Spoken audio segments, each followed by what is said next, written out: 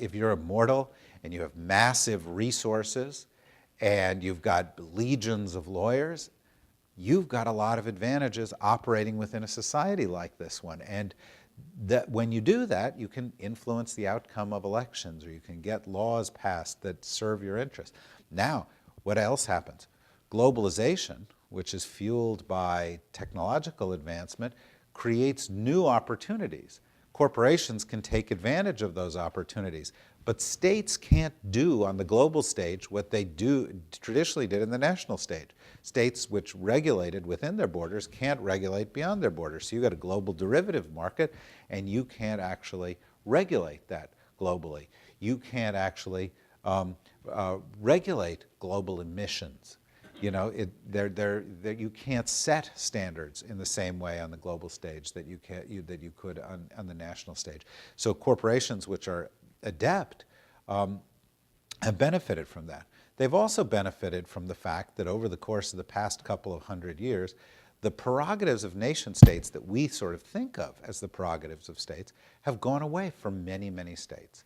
Well, you know, those basic prerogatives to control your own borders, to project force, to enforce laws, to print money.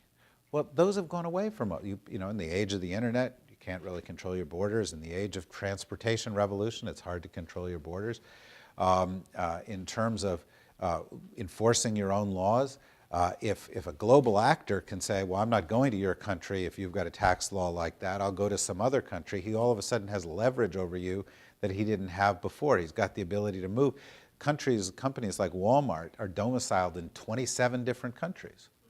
And so if they don't like the decision that you make, they'll move to a different. I remember when I was in the US government, Caterpillar came to us and they said, please help us with a project in China. And we, for a variety of reasons, said we can't help you with this project in China. And they were outraged and immediately called their Belgium office, and the Belgians helped them.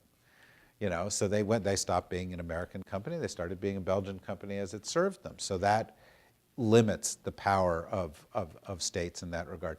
In terms of printing money, most of the value-bearing instruments in the world today aren't actually created by governments. They're created by the financial community. Most of them are derivative instruments, things you can't see, that you don't know who the counterparties are, that you don't know where the risk is associated with them. The number of countries that actually print currencies that are usable around the world can be counted on one hand. So, you know, most countries don't actually print money. In terms of projecting force, there are probably 16 or 17 countries in the world that can project force and sustain it for beyond their borders for a couple of days. Maybe 17. There's really only one that can fight a global war for any protracted period of time. So what do you call a country that doesn't have those core abilities? I would call it a semi-state. And if it doesn't have those abilities within its borders, think of how limited it is in dealing with big global actors like companies that have grown up to the size and scale of global corporations.